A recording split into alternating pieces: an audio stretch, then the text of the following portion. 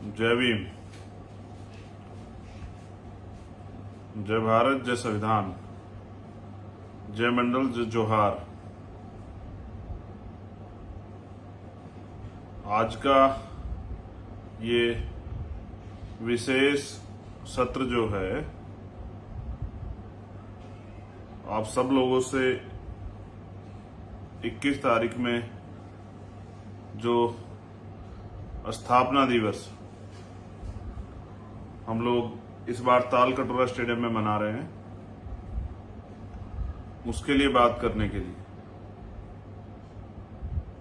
तो अपनी बात को शुरू करने से पहले बहुजन समाज में जन्मे सभी संतों, गुरुओं, महापुरुषों को नमन करता हूं और नमन करता हूं उन नायिकाओं को, उन वीरांगनाओं को जिन्होंने समय समय पे उन महापुरुषों का साथ दिया या अपने स्तर पे महापुरुषों के आंदोलन को आगे बढ़ाने का काम किया। महापुरुषों का आंदोलन यानी कि इस देश में गैर बराबरी पे आधारित व्यवस्था को परिवर्तित कर समतामूलक समाज की स्थापना। समता, समानता, बंधुत्व, भाईचारा,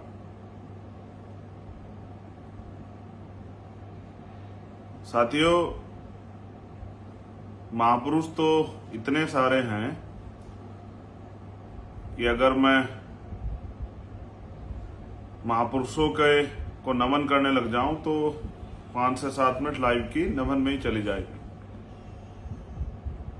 लेकिन लड़ाई बड़ी महत्वपूर्ण है और हम लोग उस दौर में हैं जहां एक तरफ इस देश को बांटने वाली विचारधारा की जो ताकत है वो बढ़ रही है। उनका इस देश की एडमिनिस्ट्रेशन, उस पर अघोषित कब्जा है।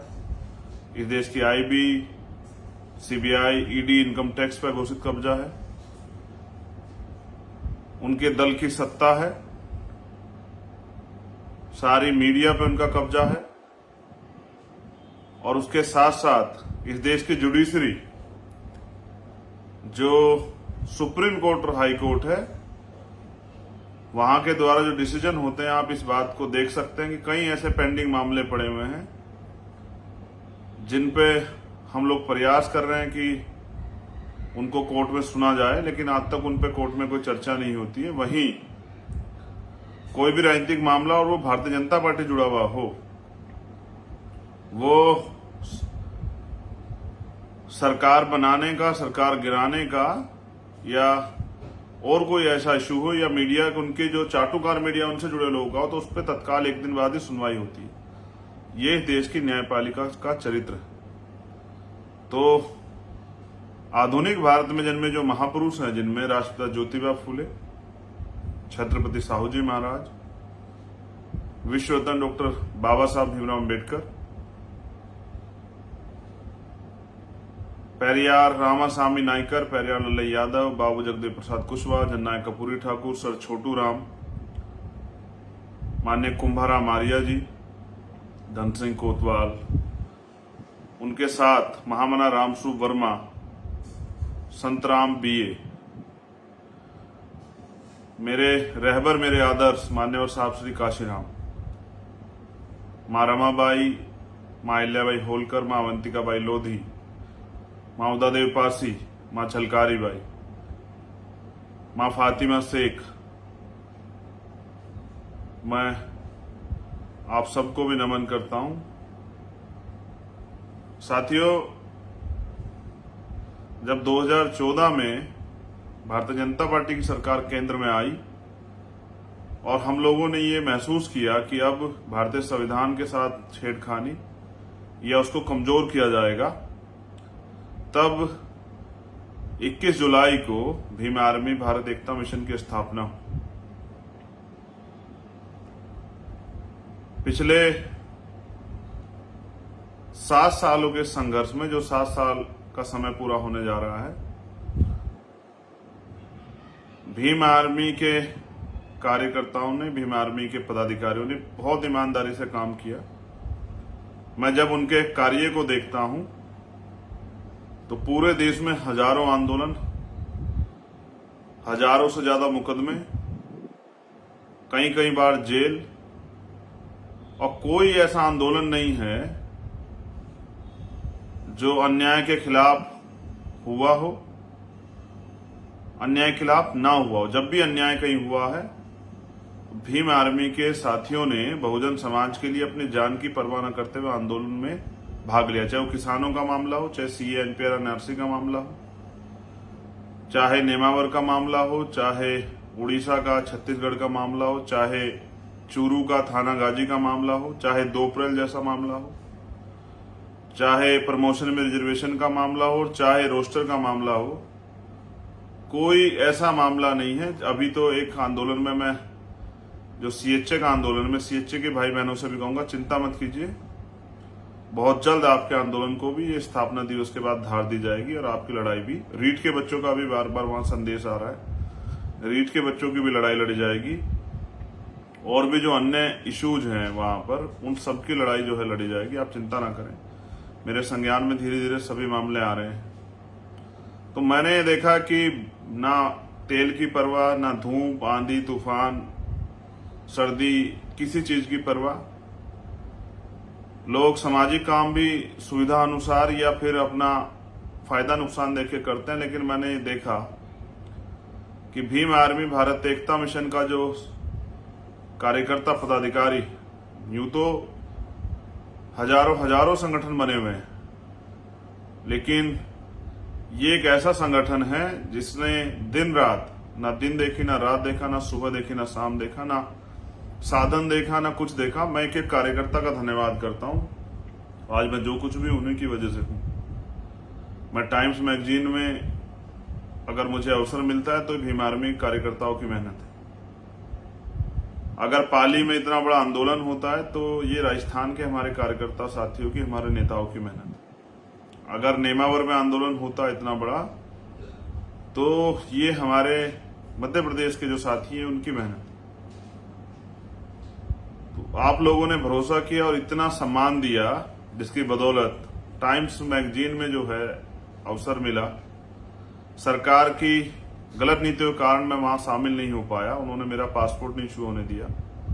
अगर पासपोर्ट इशू कर देती सरकार, पासपोर्ट न इशू कारण मैं विदेश नहीं जा पाया। अगर पासपोर्ट इशू हो जाता तो मैं अंतर्राष्ट्रीय पटल पे यहाँ के शोषित वर्ग के लोगों के साथ जो हो रहा है, जो आज भी अन्य अत्याचार, रेप, हत्या, जुल्म जाती हो रही है, मैं उस पर अपनी बात जरूर रखता। लेकिन ऐसा किन्हीं कारणों की वजह से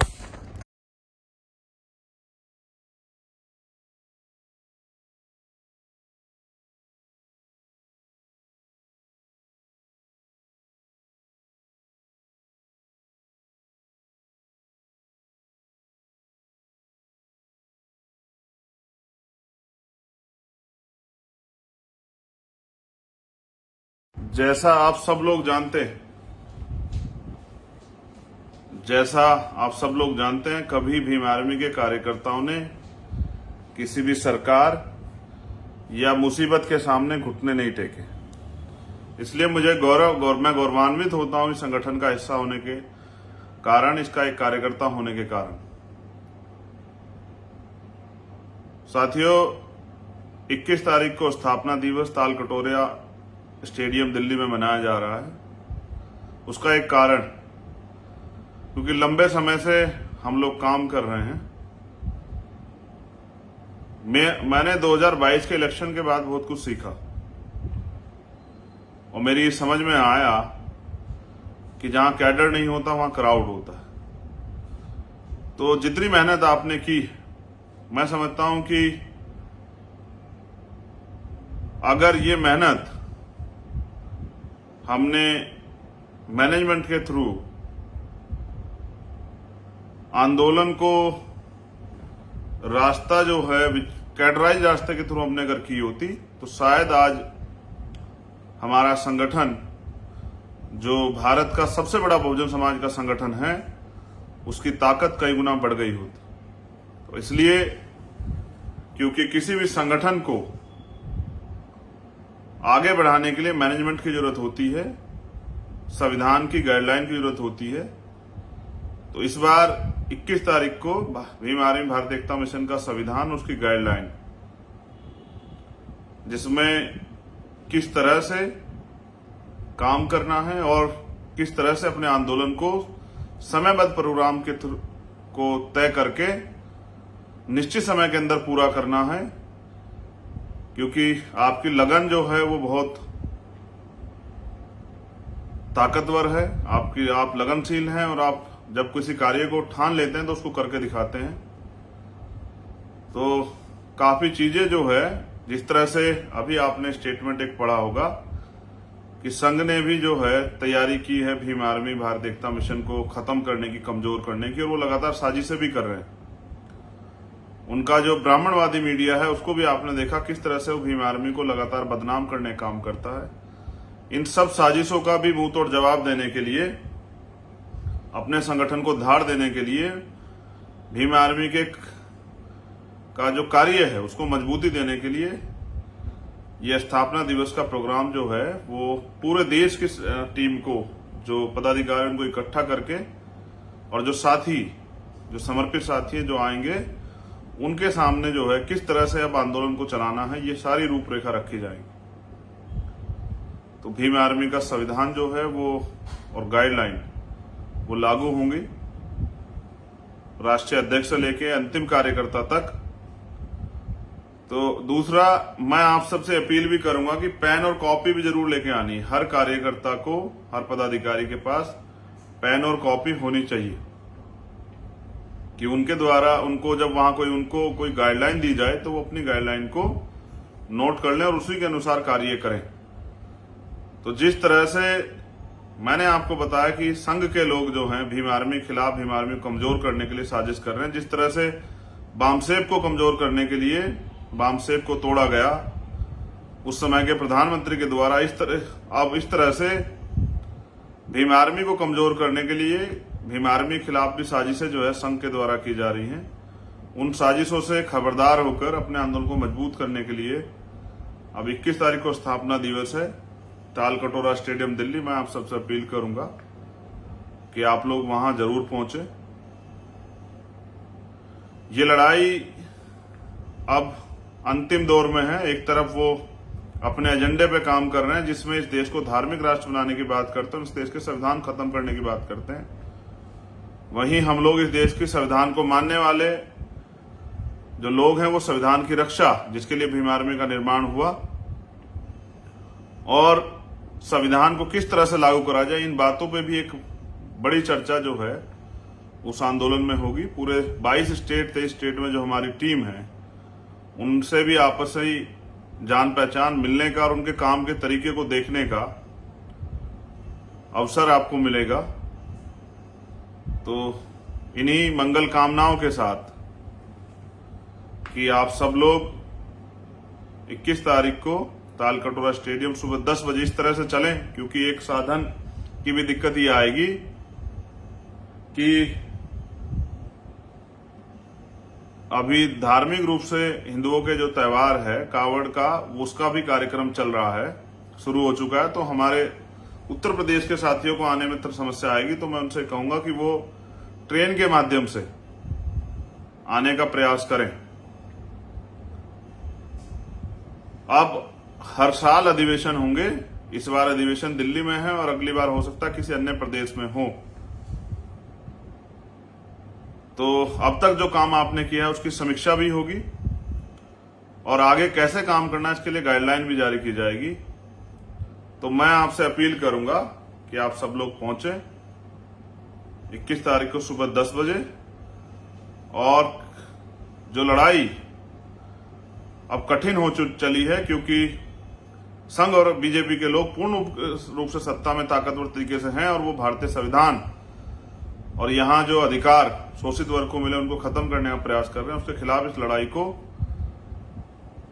चरणबद्ध तरीके से और मजबूती से लड़नी है। इसलिए मैं आपसे अपील करूंगा कि आप सब लोग पेन कॉपी लेके और आंदोलन या स्थापना दिवस का जो प्रोग्राम है उसमें शामिल, उसके गवाह बनने के लिए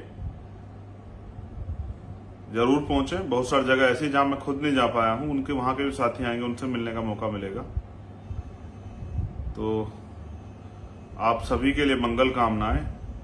और मेरा ये संदेश भी आपको है कि आपको एहसास होगा कि इस बार भीम आर्मी कितनी ताकतवर तरीके से काम करेगी। आने वाले समय में इस देश में शोषित वर्ग के खिलाफ कोई भी सरकार, इस देश के SC, ST, OBC और माइनॉरिटी के खिलाफ कोई भी गलत नीति बनाने, गलत कानून बनाने से पहले यहाँ की सरकारें 1000 बार सोचेंगी। इस तरह की तैयारी भी इस बार हमारी राष्ट्रीय कोर कमेटी की टीम ने कर ली है। मुझे विश्वास है कि इस बार का राष्ट्रीय अधिवेशन भारत में बहुजन समाज को एक नई दिशा देगा और बहुजन समाज के आंदोलन को ताकतवर बनाएगा। मेरा यह भी विश्वास है कि जितनी ताकत से अब तक हमारे साथियों ने काम किया वो दुगनी ताकत से आने वाले समय में काम करेंगे, क्योंकि अब जो कार्य होगा वो अनुशासन में और वर्तमान की समय परिस्थितियों को ध्यान में रखे होगा। तो बहुत बहुत धन्यवाद। आप सभी के लिए मंगल कामनाएं। आप सभी साथी स्थापना दिवस के प्रोग्राम में जरूर पहुंचे, वहीं आपसे मुलाकात होगी। और जो अन्याय आपके आसपास हो रहा है उसको कैसे रोका जाए, उस पर भी काफी चर्चाएं जो हैं इस बार होंगी। बहुत बहुत धन्यवाद। जय भीम, जय भारत, जय संविधान, जय मंडल, जय जोहार।